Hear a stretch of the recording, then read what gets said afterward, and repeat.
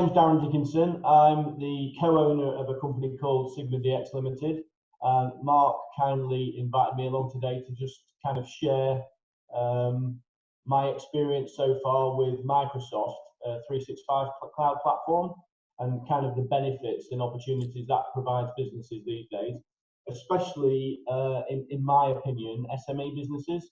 So for example, software in the past, especially from a Microsoft perspective, and ERP systems have been kind of for the more corporate, wealthier businesses.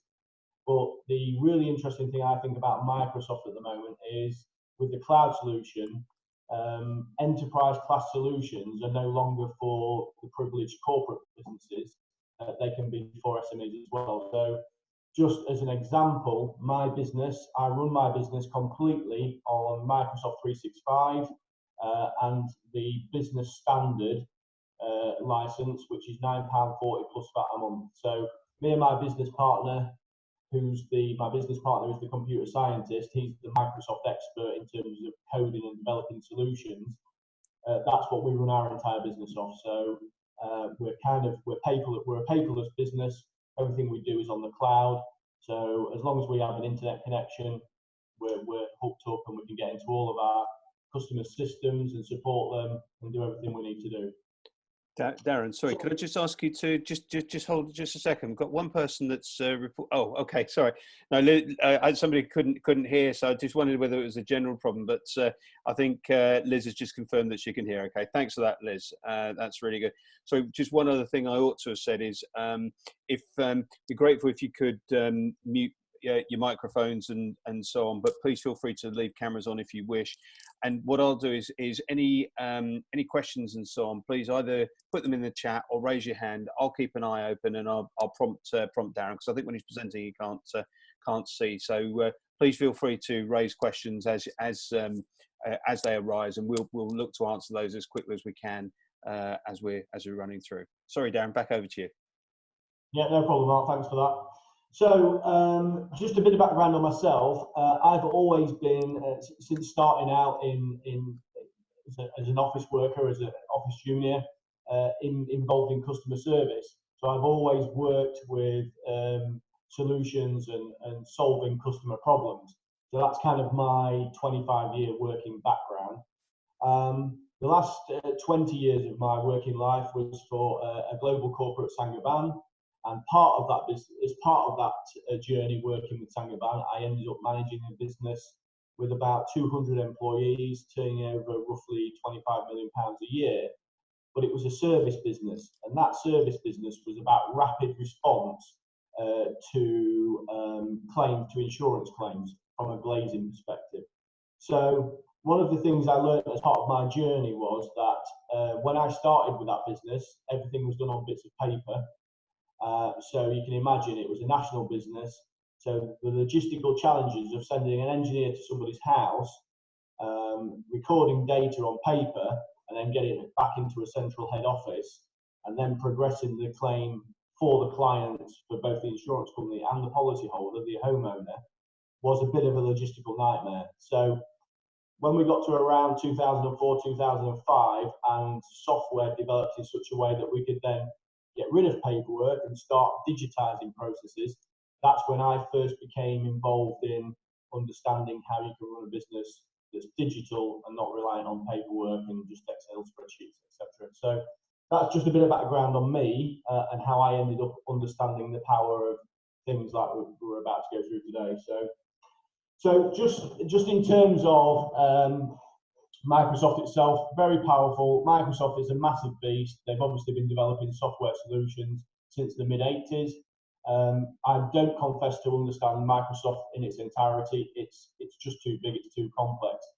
But what it has done over the last kind of 3 or 4 years with its cloud solution is kind of created a bit of a game changer for small businesses, and it is the predominant reason I left Saint-Gobain and set up my own business. So that was all down to, without the Microsoft 365 cloud platform, I wouldn't have been able to do that. So that aside, I will just So hopefully this is, you can all now see my office menu screen. So these are all apps within my license fee of the business standard, which is £9.40 plus VAT per user per month.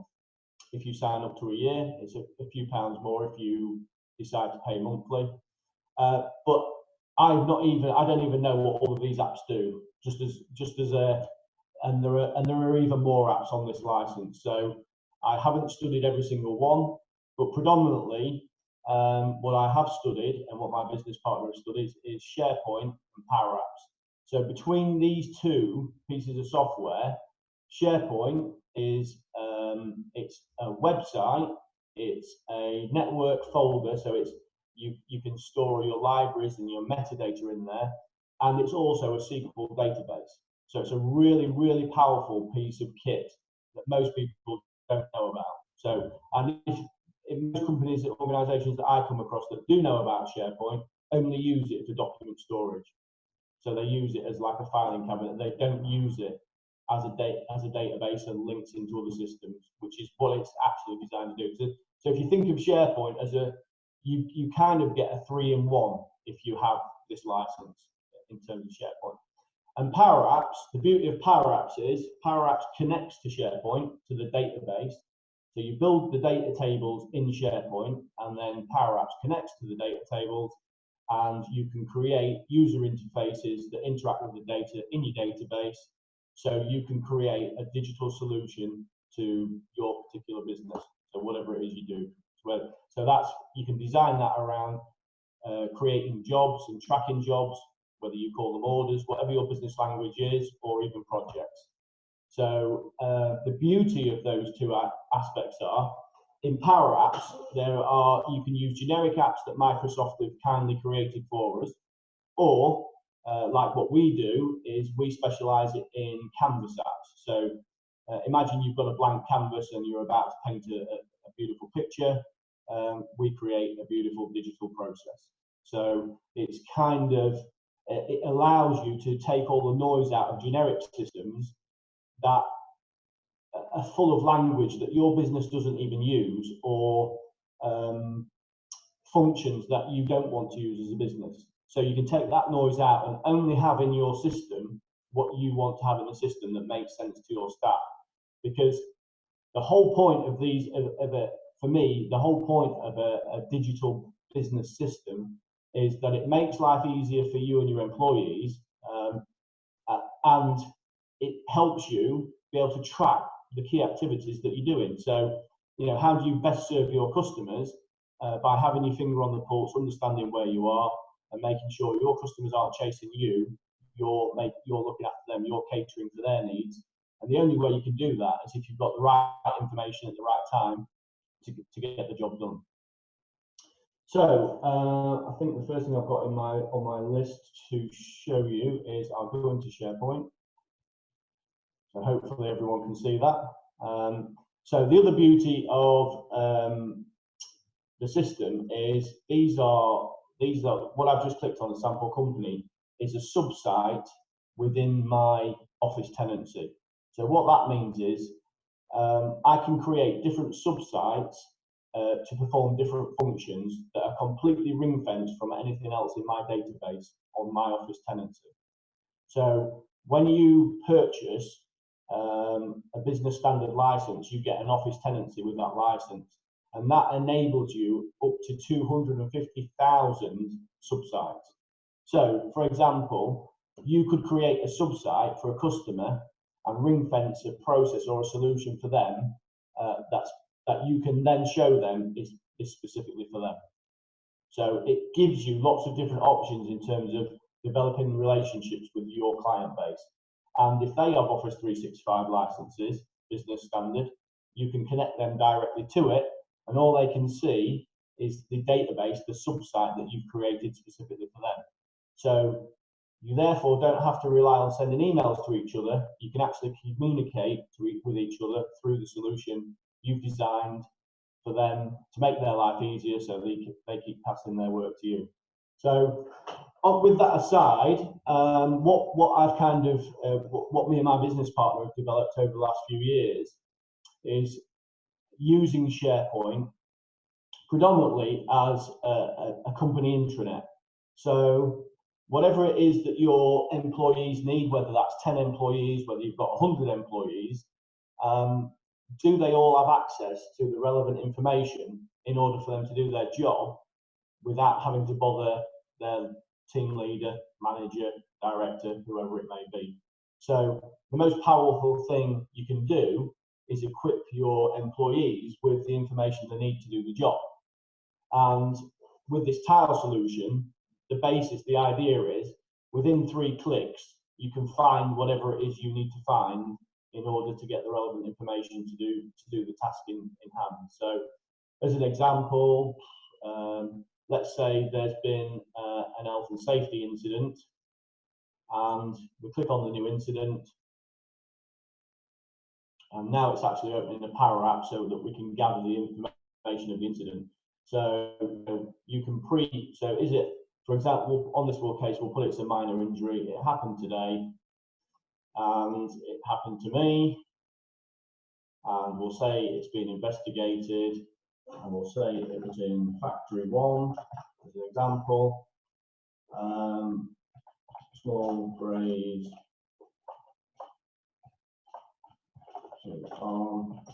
right.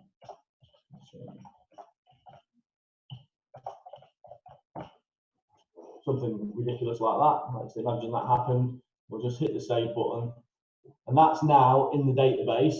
And you can see it's now joined a list of other incidents that have happened, so we can track everything.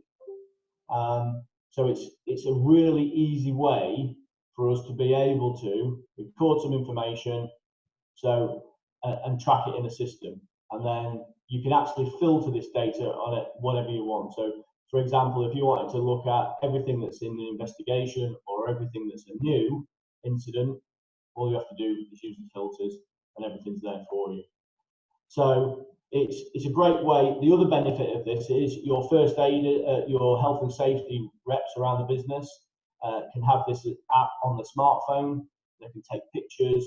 So lots of evidence can be gathered immediately after the incident for you to then obviously do the post-investigation work to prevent these incidents from happening again. So that's just a real simple ancillary process in order to give you an idea as to the power of what you can achieve just using this license. So when you're in this intranet as well, to get back home, it's dead simple. You can create your company logo, you hit your logo, and it always takes you back to your landing page, your home page. And these tiles make it very easy for your employees to navigate around. So if they want to see some information in sales, they hit the sales tile, and there you go. These are the options. So at the moment in sales, all we've got is customers and customer documents. So you hit one of those, and you're then into the customer documents. So if we go back, just to explain how do you organise this and how does all this work, that's a settings tool there. And if you go into site contents as an example, it will bring up. So this is kind of just to show you how you can control the permission levels for all of your employees. So you can put your employees in different groups. So here are the site permissions. So you can control everything they see in SharePoint, and you can control everything they see in terms of the apps that you create.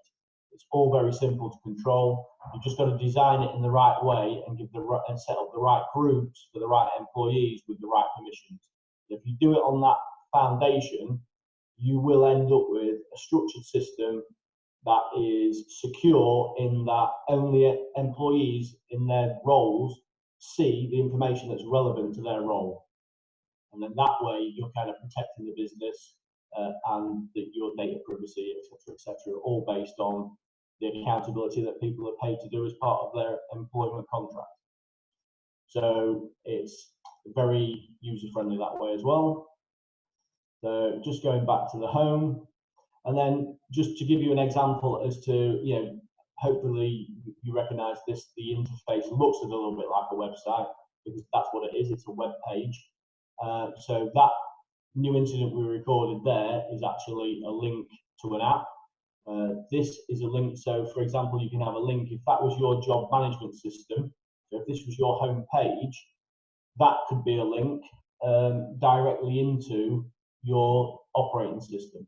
So, whether you're processing jobs, whether you're processing projects, or you call them orders, whatever it is, you can add the link there into the relevant app.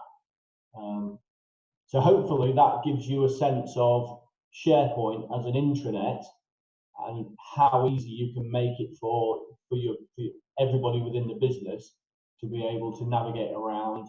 So, for example, I haven't got anything on here, but you can have management information for the board, for the directors, for the senior management team, all real-time charts in terms of the number of jobs that have come in, the work in progress, sales value, purchasing values, whatever it is that you want to track that's important to your business, you can create those live dashboards as well. Darren, can I just interrupt with a question? We've got a question in from Liz Turpin. Thanks, Liz, for raising this. Liz has asked: Is the company intranet something that sort of the man or woman in the street could set up, or would they need specialist help? I suppose, and to be honest, I jotted down that question myself in the sense of do Powerapps, is there kind of off-the-shelf solutions like this, or does it actually need bespoke development, please? Yeah, well, this is one of those things. It's there are generic aspects. Microsoft are renowned for creating 7 ways to do one thing. So within Microsoft, what Microsoft are really good at doing is creating several ways to do something, and they want to leave it to the end client to decide which way they want to do it. But as we all know, I don't even know the best ways to do everything. So that's why my strategy, the strategy I've developed, is to do it from a blank canvas. That way, I know it's going to have all the features that I need it to have. The downside with using one of the generic tools or apps that Microsoft create is it might do 80% of what you want, but not the 100%.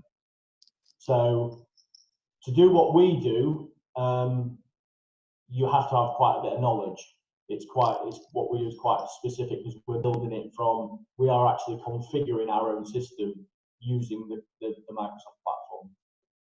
That's so great. I hope that's. Thanks, Darren. So essentially, you could, if understanding correctly, you could have a go. You could look into it. You could read up about it and probably get it a certain way. And there'll be some of it would be sort of straightforward, but there'll be without a fair investment of time and perhaps even having a little bit of that bent of sort of technical sort of prowess, I suppose, for want of a better expression. It might be quite challenging to get it to do what you want without some assistance. Is that fair? Yeah, if I were being completely honest, when I look at my business partner, he's got a computer science degree and he's a Microsoft partner, etc., I wouldn't even want to attempt to learn the stuff he does, if that makes sense. From my skill set personally, but what I think a step back from that, the most important thing is also understanding what solution is it you need to create to solve what problem, and is that the actual problem you need to solve? Have you kind of root caused it back so that you know that the solution you're going to design? So one of the pitfalls of designing the solution is it needs to be able to do all the things you want it to be able to achieve. So what are the functional capabilities you want to achieve from the system? And then understanding, well, how do I go about building that? Because if you don't build in all the relevant tables with all the relevant data sets, you can't solve those problems in the solution, because you can't create a user interface in the Power App if the data is not in the background to connect to in the database. That makes sense. It does. Thanks, Darren. That's great. Liz, I hope that's answered it. But if there is any sort of follow-on questions to that, please do post, or obviously happy to unmute and to ask as well, of course. Okay, so Yeah, thank you. So basically, that's a bit of an overview of SharePoint and what you can do with it. The SharePoint that comes off the shelf doesn't look like this. This is the solution we've designed for our customers so that they can make the journey for their employees to find the reference material they need to do their jobs as easily as possible. Because user adoption is the key thing. So a lot of my customers, the common thread that comes back is they need their staff to be able to find the information to do their job as easily as possible. Because it solves two problems. One, if it's not easy to find, they won't use the system. So they're going to pay for a system that's not being used. So that's no good to a business. And secondly, they want to be able to see what's happening, and they want to cut down the amount of email traffic, telephone calls, and duplicate repeated tasks that don't really add any value but take up a lot of time. So the business isn't getting a good return on the time that it's spending to get the job done. So has that kind of given everyone a fair idea of SharePoint and how you can use it to its advantage?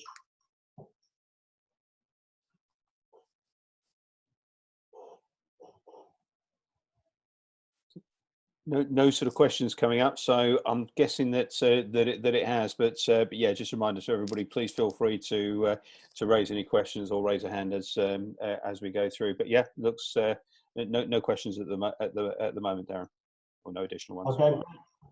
So okay, I'll close that down and I'll go on to Powerapps. So following on from SharePoint, Powerapps, it connects to one of the points of SharePoint, which is the actual database. So you create the data set in SharePoint, and that will take care of volumes of business. So if you're tracking, I would say up to 800, 1,000 jobs a month, or whether you call them orders or projects, SharePoint database would probably cope with that.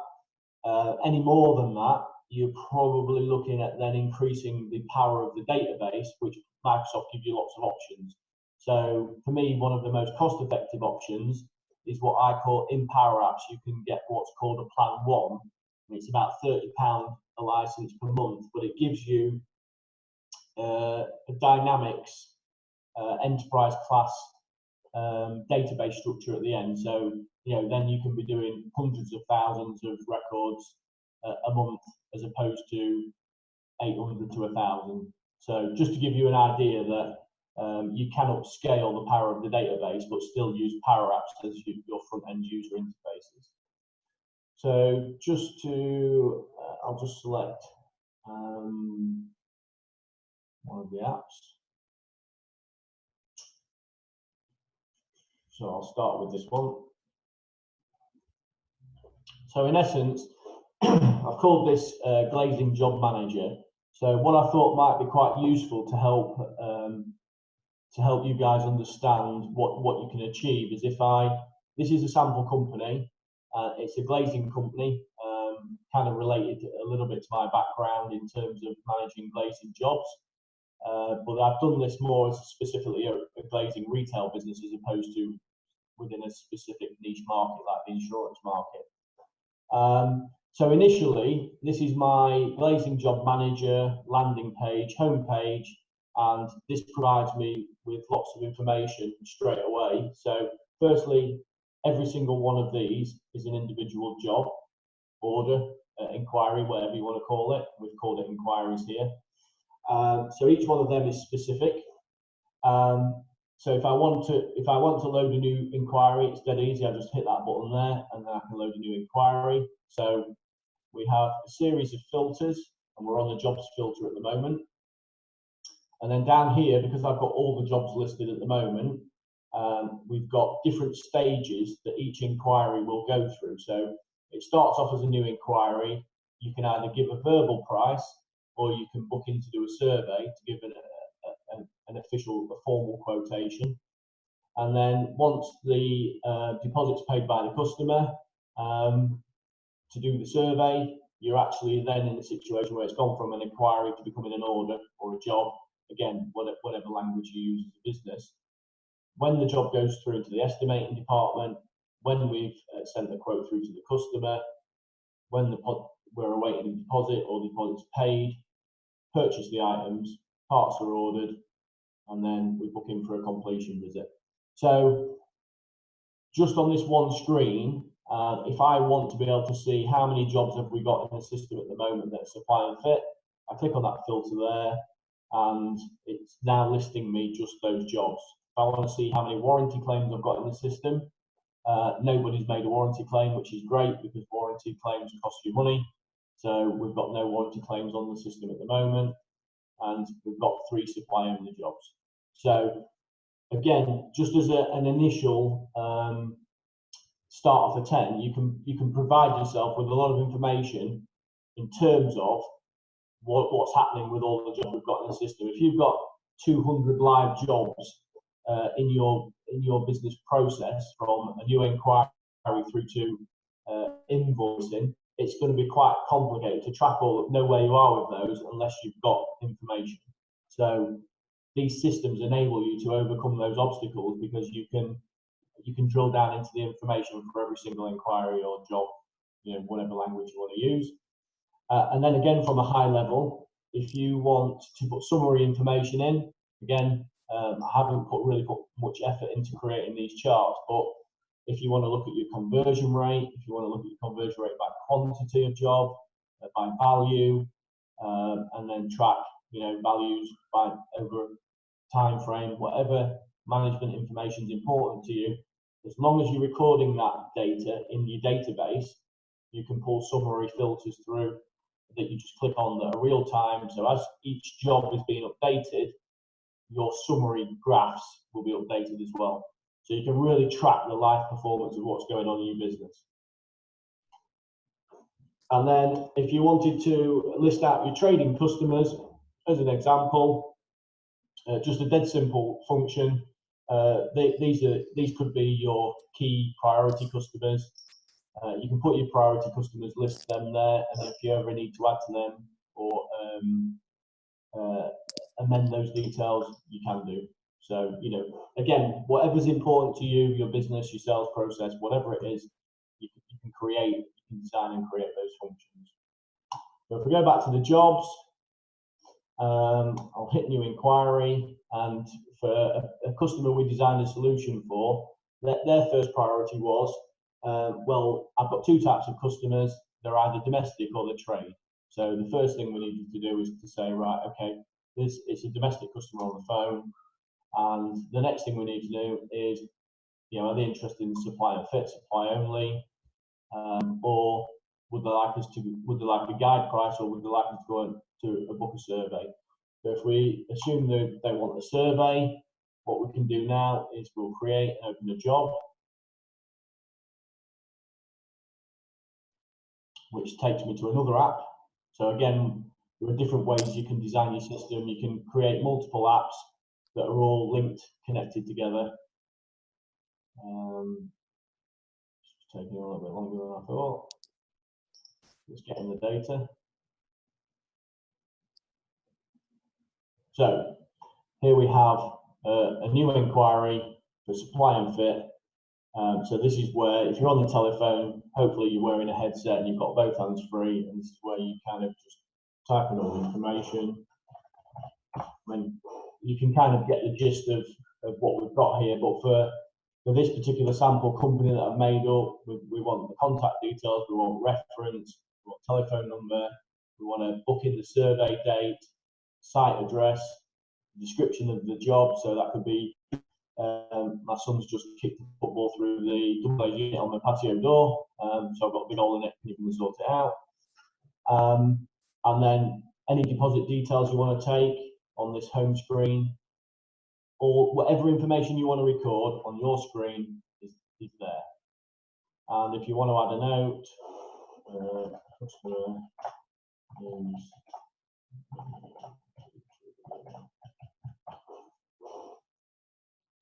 and save that then, so you can create your own history of notes as well. So as you're going along with a job, you can put functions in like the notes where if this job is going to take 2 or 3 weeks to complete, everybody that goes into the job and does their part of the process will put their notes in.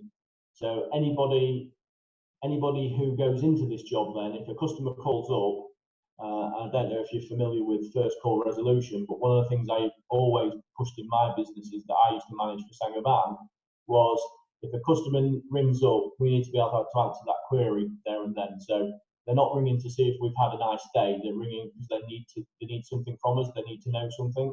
We've got a problem. So the more information in the system, the more chances we can answer that call and resolve that issue for that customer on that first call, which for most people is quite impressive. So, you know, that's the sort of experience you'd want your customers to have. So all of these things are possible if they're built into your process. So, you know, if you've got 3 weeks worth of 10 different employees putting their contributions into this particular job, within 60 seconds of reading these notes, you're going to have a good idea as to what's going on with this job, and then hopefully be able to answer the customer's query. So once you've done that, and you've been to site, as an example, you might then need to price the job up. So again, how do you do that? One of the most powerful things for me was, how do you remove human error from quoting, from sending quotes to clients? So you build a pricing engine into the database, and therefore your staff aren't typing in manual prices, they're using prices generated by the system. So if we add an item, and let's say it's a lounge, it's a double glazed unit, we'll go for an obscure one, and we'll put in the width.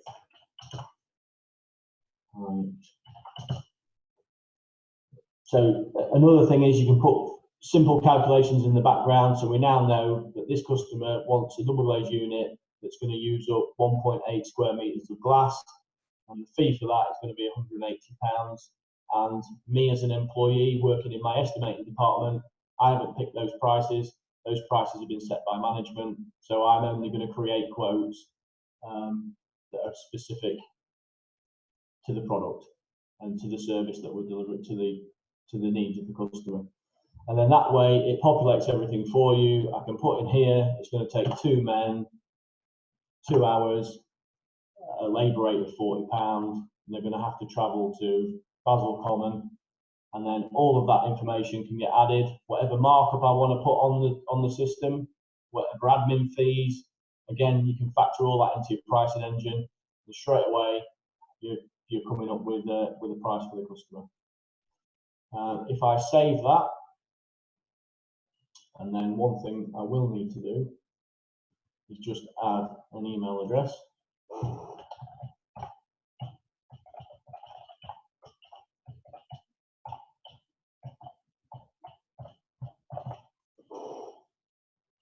So if I save that and then go back to the sales screen, hopefully I won't get the demonstrator's curse. I'll now create a quote document. So you can see there's the double glazed unit that I priced up, there's the values, and if I now want to send that as an email, it's already got my email address programmed in there. I hit yes, and hopefully that's sent me an email. And there's the quote. So very simply and easily, you can send email quotes to your customers, and it's fully traceable. You're not having to print quotes off, put them in an envelope, send them. Customer gets it 2 days later. Literally within 5 minutes of your engineer leaving site, you can literally be sending a quote via email to the customer, which is going to increase, in this sort of industry, it's going to significantly increase your chances of getting that order. So conversion rate is everything in a reactive service business. So what it also enables you to do is create a document history. So hopefully, if I now go back to the Documents tab, that email that I've generated, or quote that I've generated, should be previewed here, but it's not come through yet. Maybe I need to save the job.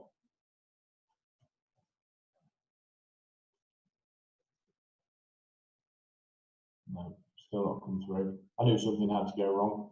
But what you would have there is a copy of the quote that you've just emailed to the customer. So any documents that you create as part of this process would build up in this. You would have a documents tab, and then you can see the dates, times, and specifics of everything that's been sent to your customer. Just to help you, if there's a query further down the road, you've got everything. So if you go back to site with the product to do the job and there's a query, it's very easy to look back to see what was quoted for, etc., etc., and prove that that was actually sent to the client in the event of a query. Yeah. Sorry, Darren. So I was trying not to interrupt you there, but yeah, just got a question has come up. Well, sort of linked questions. So first one's from Steve Albines, asking if it links to does it link to QuickBooks, or can it link to QuickBooks? And then Sal Cook, thanks as well, has also asked, you know, or also could it link to Xero or to Sage as well? So what I can say on that, I can't say hand on heart 100%. I've not checked, but what I can say is that Microsoft they design what are known as plugins. I don't know if anybody's familiar with those. Because Microsoft is a very connectable software, it pretty much connects with everything. They design plugins for different pieces of software. So, for example, I know for a fact there is a plugin for SAP, Sage. So I'd be very surprised if there's not a plugin for Xero and the other one that was mentioned. But that would just be, you could probably Google that and find the answers almost straight away. I'll have a quick look now while you're speaking, Darren. I'll come back on that one as well. So yeah, that's great. But in terms of, I would say in respect of the plugin side, in terms of the administration process, the key point there is, if you do have systems already, the great thing to do is to then look what gaps could this fill. So what gaps could your Office 365 license fill if you're paying Office 365 licenses to use Word, PowerPoint, Excel in the first place? So you've then got the technology to fill those gaps based on other things that your business is using. So it's a very good question. So just to prove the documents theory, I'll just close that particular job, and I'll go into one of the other jobs.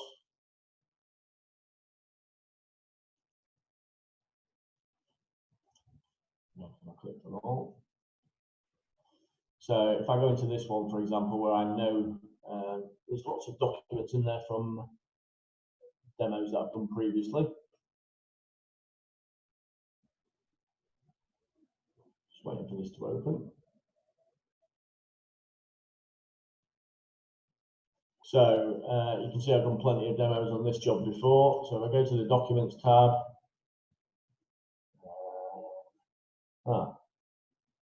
maybe not. That's definitely Demonstrator's Curse, but there was a list of documents here based on all the demonstrations I've done before and all the previous quotations I've created. So maybe my business partner's been doing something in SharePoint in the background that he's not told me about. So apologies for that. But you can see also the other function. I think something that's a good point to make is you can connect any purchasing you do to the quoting that you do. So for the example of this sample company, we've created a load of prices for several products, glass products, and then we order those glass products from a supplier, let's say. Rather than re-entering all of this data, what you can do is create a purchasing tab with a command that says, for everything I quote, create me that item in the purchasing tab.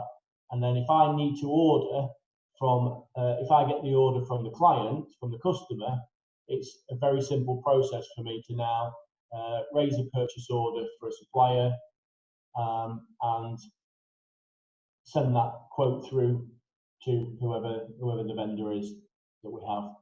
So you can create your purchase order.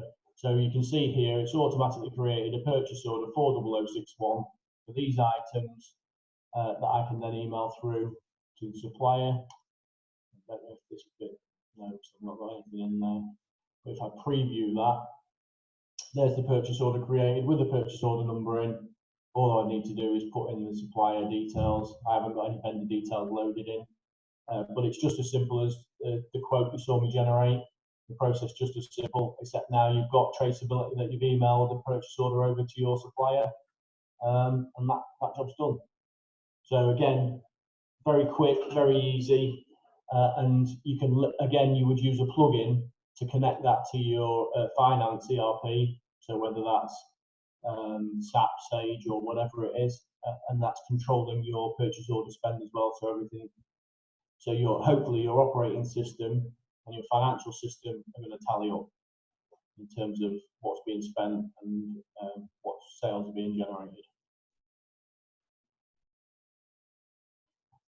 So, any questions at this stage on that as like a job management system?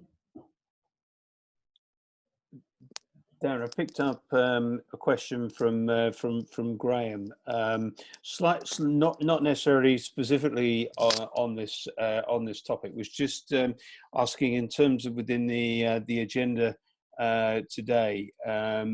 You know, is it possible to create document flows in SharePoint, and how to use SharePoint site over the OneDrive?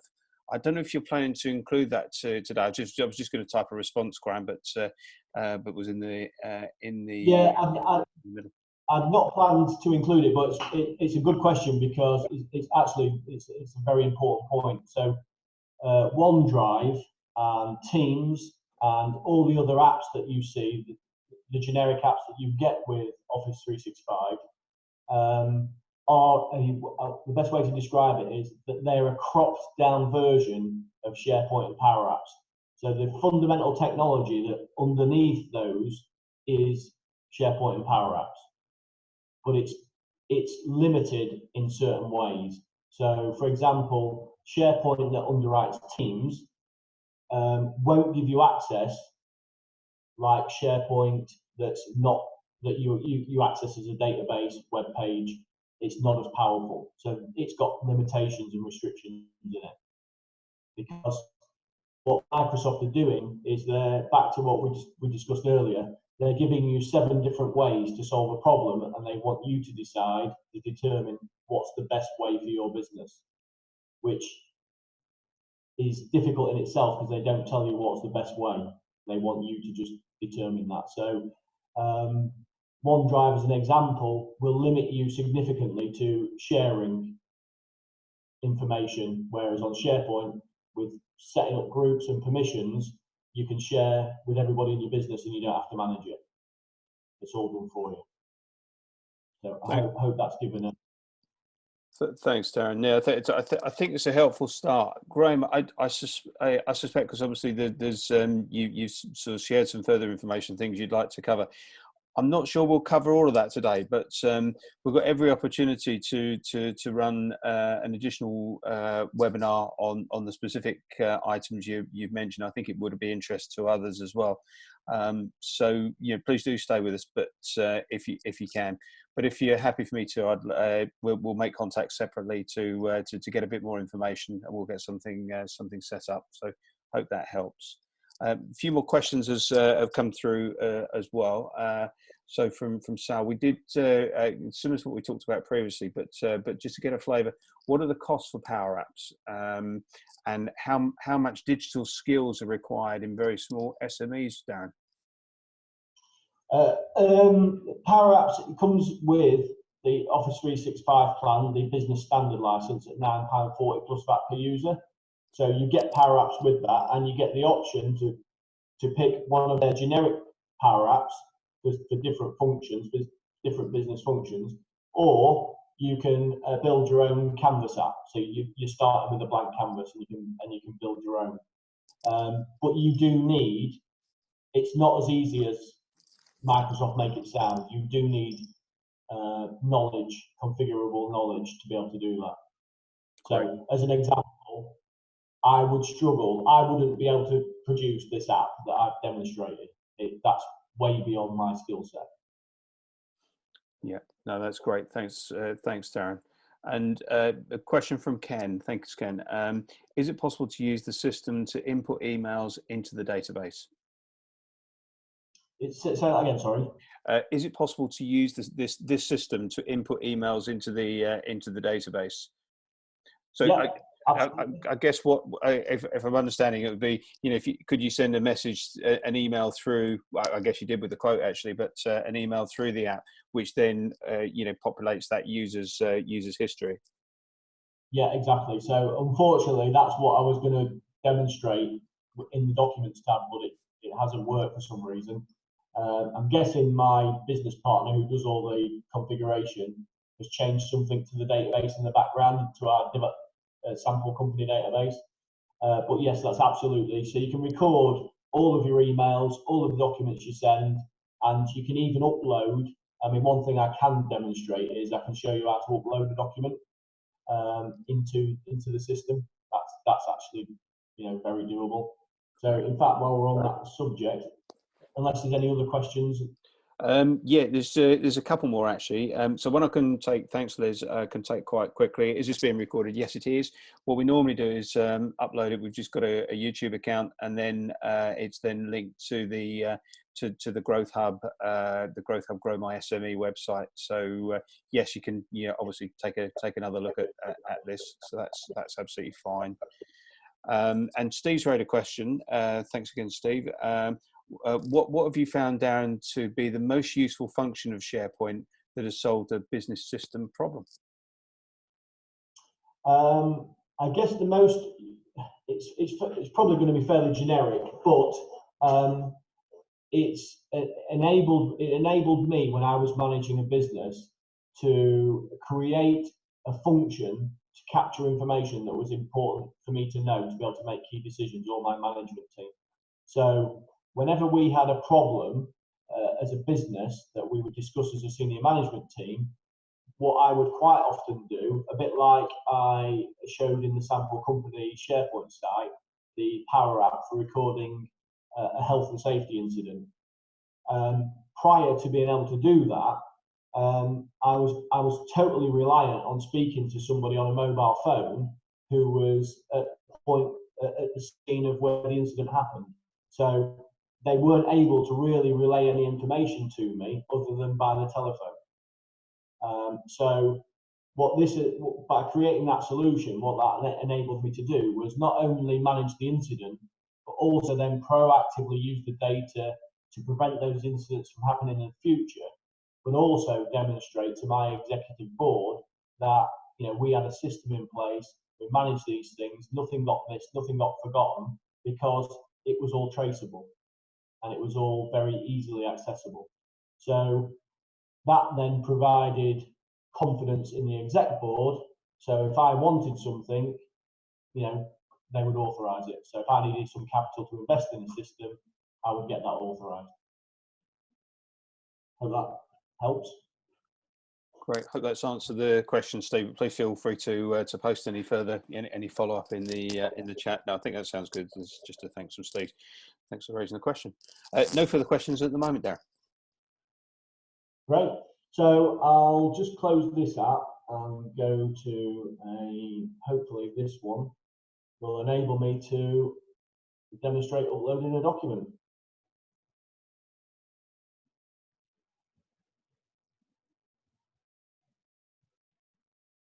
So this is just a different solution in terms of tracking jobs. So again, each one of these is jobs, and they've all got different filters in terms of the different stages that each job's at. So, you know, if we like to look at the jobs that have initiated, there's none in there. Awaiting a pro forma, you can see there's 5 jobs in there. So if we go into a job, You just click on the folder at the end. It takes me into the job file editor. So now we're going into the actual job detail. So you can see that, again, they wanted 2 comments tabs in this particular scenario, one for the sales team, one for the design team, to be able to record various activities. But if we wanted to upload a file, click on the file upload. See if we can find an image. Let's go with this one.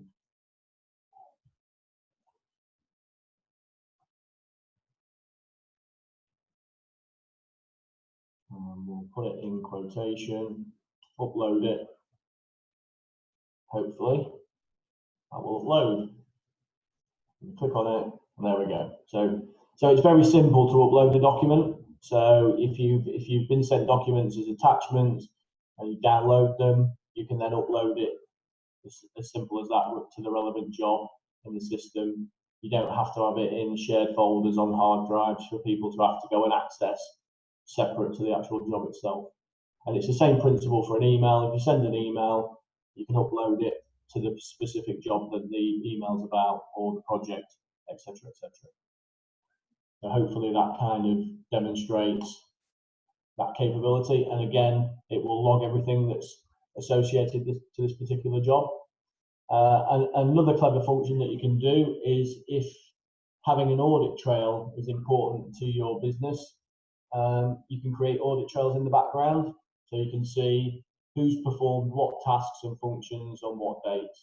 So again, if in the contracting world, if you're tied into contracts with some severe penalties, you want to protect yourself against those penalties. So the hotter your systems are at tracking and recording activities with the client, the better off you are. So you've got the evidence in case any claims get put in against you as a business as part of delivering that particular contract. So what I always found in that world was, the more organised you are and the more detailed information you have, actually you don't pay any penalties, because your client's probably not even as organised as you are. So it's got lots of benefits. It's a bit like an insurance policy. You don't use it till you need it, but it's there, if that makes sense. So that was that. Darren, can I just ask a couple of questions that came to mind, if I could, just around the communications. Presumably, when there's changes of status and things like that, you can presumably program in automated prompts to individuals within the business and program in things like reminders. I suppose if you provided a quote, you might want to know 7 days or 14 days after, if nothing else had happened, to chase it up. Are you able to build things like that in to automate processes?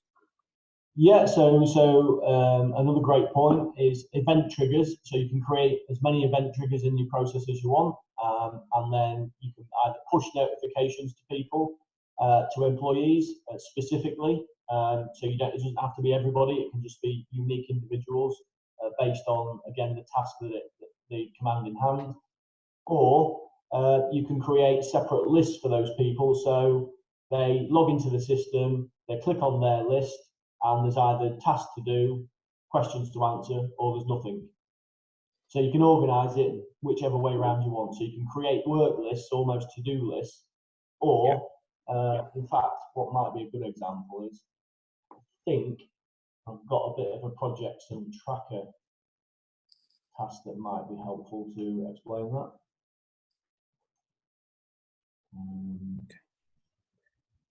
Hopefully I'll be able to find it. I'm sorry about this, wait me a second. Sample company projects and tasks. Hopefully this will. So with a different kind of slight mindset on projects and tasks. So what goes hand in hand for me, projects are made up of several, can be tens, hundreds of tasks. So again, having your finger on the pulse is quite important, and sharing the information with the relevant people associated with the project is quite important. So this is just something we knocked together 5 or 6 months ago, just to be able to demonstrate that. Again, you can have customers that pass your projects. You can have a whole list of customers. And if you wanted to, those customers, you can even say, is this customer a lead? Are they a prospect? Are they an actual trading customer? Or are they a customer that were once a customer, but they decided to go with one of our competitors? So you can put a simple tracking system in to let your team know, yeah, this is a customer. This symbol here basically states that with this customer right now, we've got one live project on that's actually in play. And we can see we've got one with this client here. So if I then go to the projects tab, and all of this is just to demonstrate what you can do. It all depends on what your individual business needs are. If I look at all the projects in the system, for this particular customer, they've had another landlord limited. They've had 3 projects. So they're straight away I can tell they're a fairly good customer because we've got 3 live projects on the go from them. And if I want to have a look at the details, I can see. I can put whatever information in I want about this particular customer. So if your day rate's important to you, how many days the job's going to take, the total value, etc., etc. And if we want to look at the tasks, I can see we've got 3 tasks for this customer, and you can even have a status for each task. So you can see that some tasks have been started, some are on the list to do next. You can organize it and track it whichever way you want. And then you can go to your tasks. If you want to look at it from a tasks perspective, you can see there's all your tasks. If you want to look at all the tasks that are to do next, we've got 2, the ones that have been started, the ones that are ready for checking, and the ones that are done. So if I wanted to click on that particular task, I can then say, yeah, I know for a fact I did that this morning. I can hit done, save it, and that's now gone from my ready list and should be in my done list. That's great. Thanks, Darren. That's really useful. So hopefully that's just an example of how to create. So basically, whatever the skill is in when you're designing a digital solution is understanding what capabilities you want to drive for the business, and thinking about it from a user perspective within the business, and the fact that it solves that particular problem for you. It gives you that capability in a nice, seamless way. And then even if you wanted to put project management science into it, you can even do things like put a Kanban board in, where at a glimpse you can see what's next, what's been started, and what's ready for checking. If I wanted to set all of those, so if I've just checked all, my job is to make sure I'm the one checking all of these off. I hit the set all done, and then we're back to just doing what's next and what's been started.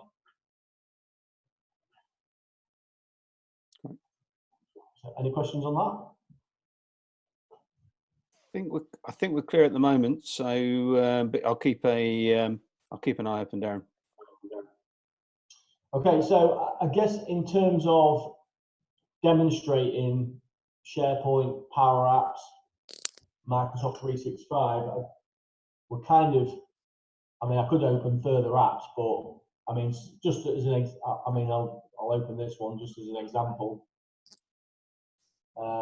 So even things like claiming expenses, how does your business manage and control expenses?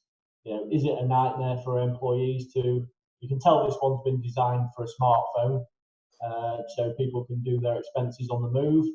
So if you've got a new expense claim, I haven't got the facility because I'm on the desktop, but you would take a photograph of the receipt. It's for me. I'm just putting the date in, and then you can have whatever expenses type you like. So if you put a hotel room, and it's £7.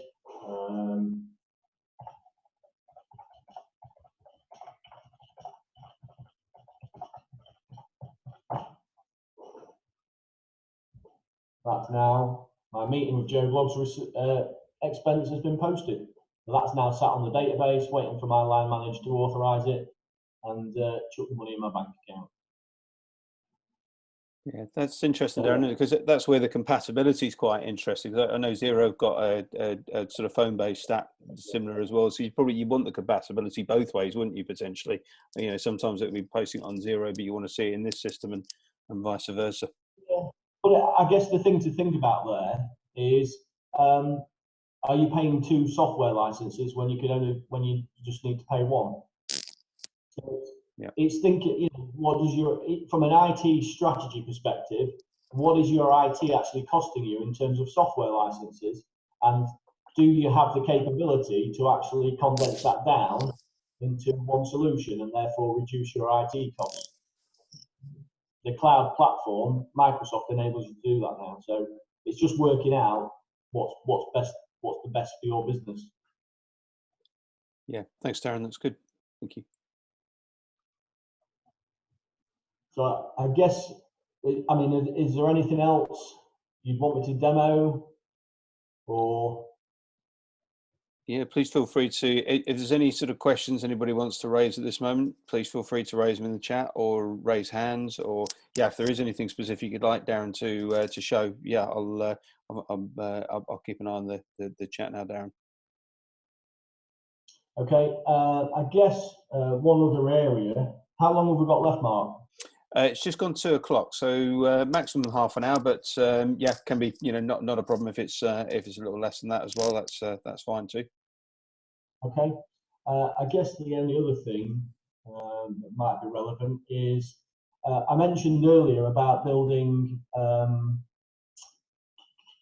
some capabilities in terms of functional requirements to solve a business problem, because solving the business problem is the key thing, but then what rules do you give to a company or to your IT department to understand how they go about, because they might not necessarily understand the business problem as well as the operators do. So operators tend to really understand the business challenges, but they don't know how to deliver out the best IT solution, and vice versa. So you get that kind of that kind of conflict between IT and operations. What I probably could do is if I go into my documents.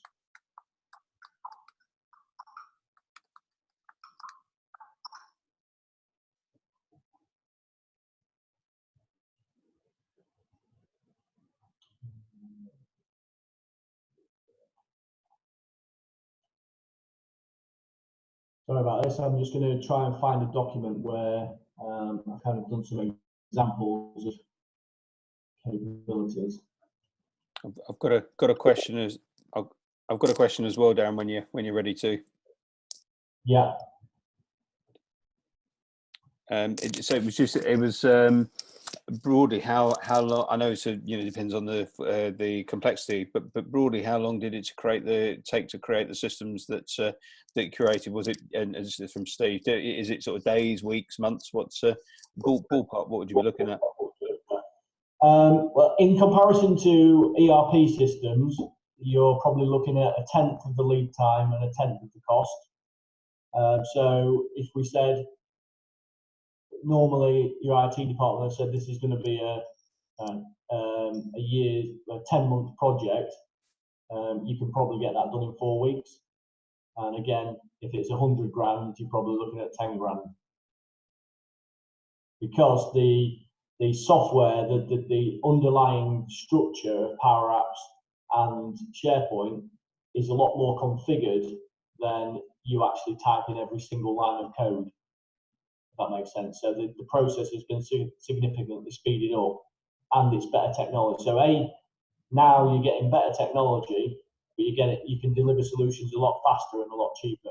So in my experience over the last 2 years, you're looking at about roughly 10%. So you're getting a massive benefit these days.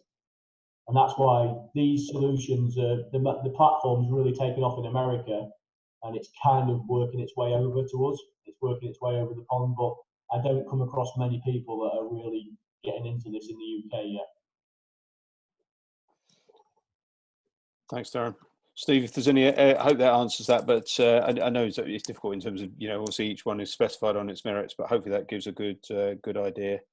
Oh, great. Yeah, thanks for feeding back. Yeah, I think that's good for Steve at the moment. Thanks, Steve. Back to you, Darren. I honestly can't remember where I put those documents, so again, I don't know if they've been deleted in the cleanup. So I'm kind of at the mercy of questions now, if that's okay. Yeah, well, what I'll do, I'll keep an eye open for those. Okay, that's great. We've got one. Yeah, from Mark. Thanks, Mark. Could you comment on security, please? Is there rollback options if you were to get hacked? And do you need additional Azure license options to properly protect your system? The Azure license options are, that's down to you. I have no additional security other than that what I get with Microsoft. So I'm very comfortable and confident with the secureness of the platform. So, Microsoft, as far as when we did our research to set this business up, we looked at a couple of other, so Google as an example, but they were nowhere near as, the systems were nowhere near as compatible with each other as Microsoft. And as far as we were concerned, the resilience and security that you get with Microsoft, again, is absolutely brilliant. So just in terms of a resilience perspective, they have 3 data centers in the UK. So I've ring-fenced all of my data, my company data. It cannot leave the UK shores. So Microsoft would be in breach of contract with me if that was the case. So it's when you set your Microsoft account up, you can say, Microsoft can say, we can store your data anywhere in the world. So, but I ring fence mine to the UK. But security-wise, got no issues. They promise 99.99% resilience. So in terms of downtime, in 2 years, I've experienced less than 30 minutes. Great. Thanks, Mark. Thanks for feeding back. Yeah, I think that's great. Thanks, Darren. So I think I'll keep an eye on the chat, but yeah, if so, I'm just going to say give. Oh, sorry, I just got a bit of feedback there.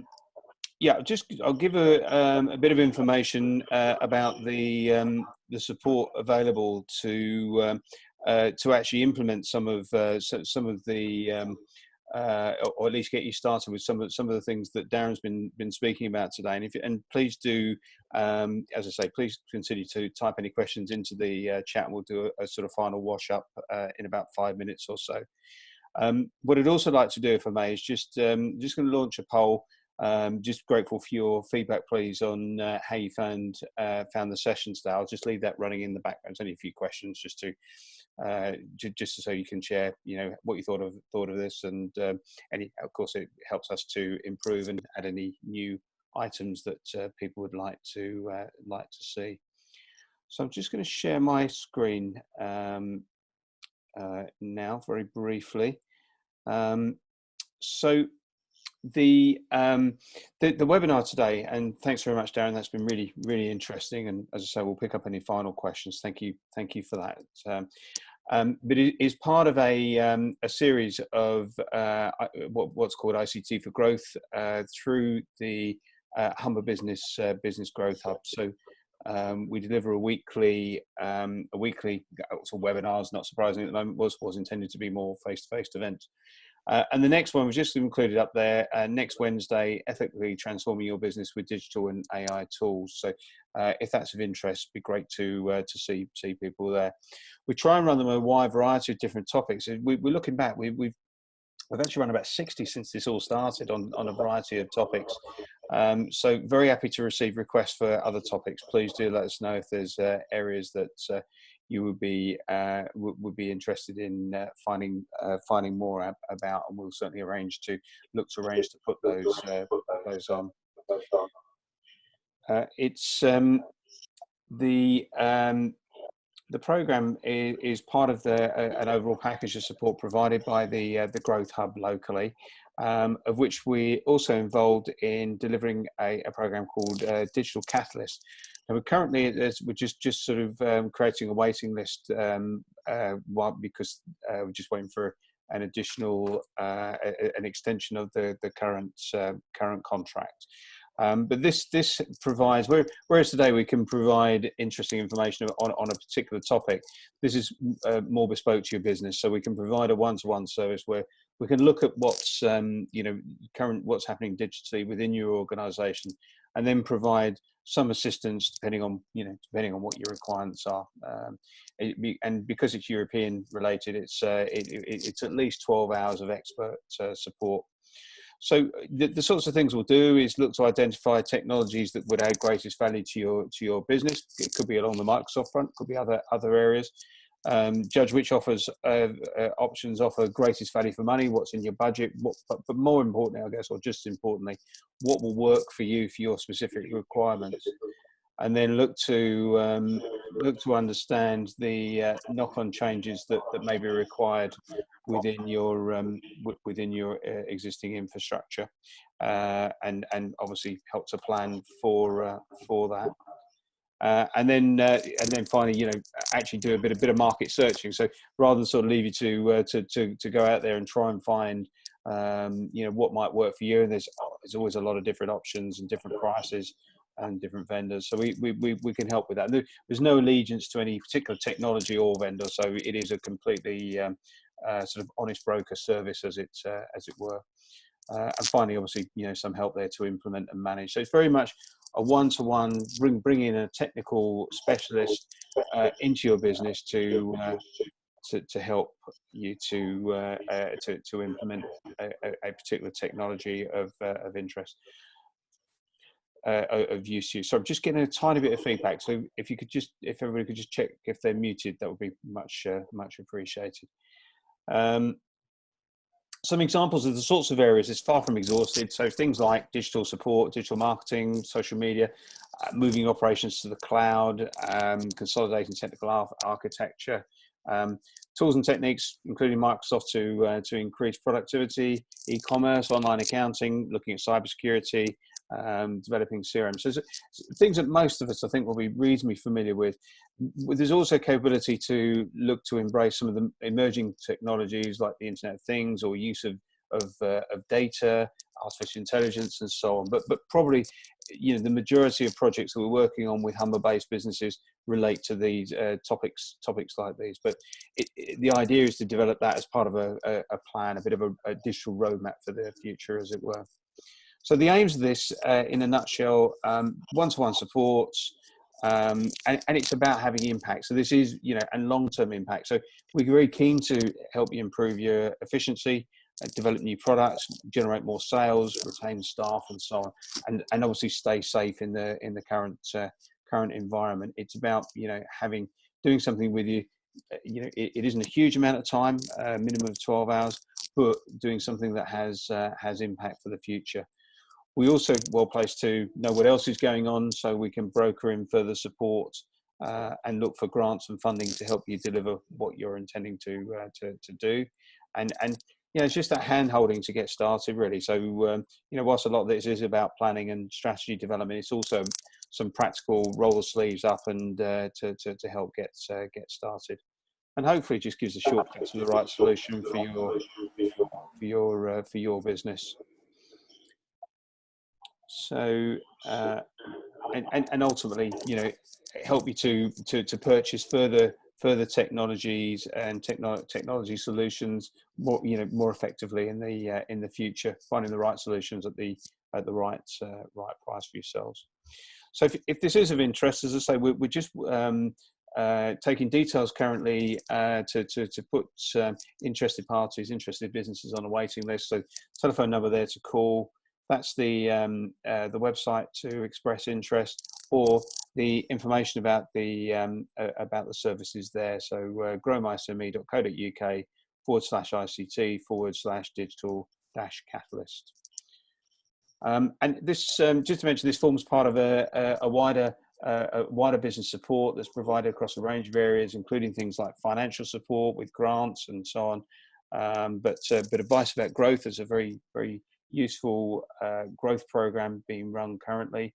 There's a really strong team of advisors within the Growth Hub that can provide assistance, and then including, I mentioned Digital Catalyst, but there's other specific programs around supply chain development and as I say, business scale up. So please do take a look at the website, which will provide you more information about what's available. Okay, so I'm going to switch back to just the chat now, but just wanted to quickly say thanks to everybody for attending, but also to you, Darren, for a very down to earth and very practical overview of what Sharepoint and Powerapps can do. Just give us a great flavour of what's possible that we can hopefully tap into the future. Yeah, you're welcome.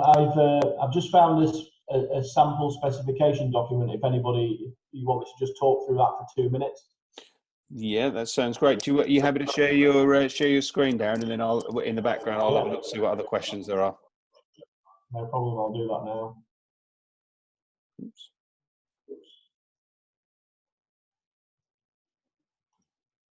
So this is just an example of so rather than putting a 70-page contract together to explain to a business what the solution's proposing. You can actually do it in a user-friendly way. So what we came up with is just a methodology that's more pictures and key information related than it is in terms of typing a 60-page document. So just to understand the key phases, so the specification and proposal phase, the implementation phase, all the key phases that you need to be able to communicate with an IT team as to what you need the solution to do and what technology it's going to use within the actual Microsoft license itself, the security model, and then the environments, the development and the testing. So you would do those on separate databases. And again, I think one of the questions earlier was, yes, then that enables you to absolutely roll back to a previous version within less than 20 seconds. So if something was corrupted in your live database, it's very easy to roll back. That's not a problem. So, but in order to do that, you've got to kind of build the environment that you build your solutions in has got to be set up correctly. You can see here the 99.99% resilience. Operational risk from my perspective is completely minimal in terms of using the 365 platform. And this is just an example of how we would take a customer through in an easy way. So from an operations perspective, how does an operator of a business understand what the solution is going to do for them? And it's just basically making sure that we articulate that in such a way that they can see it's going to do everything they need it to do before we build the actual live system. So you can, and that's, for a business, that was just, I think it was 3 or 4 pages.